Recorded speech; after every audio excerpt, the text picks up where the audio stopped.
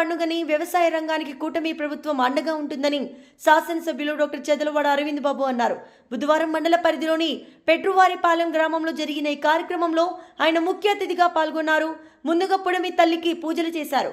హలం పట్టి కాడి ఎద్దులను అదిలించి దుక్కిదున్నారు.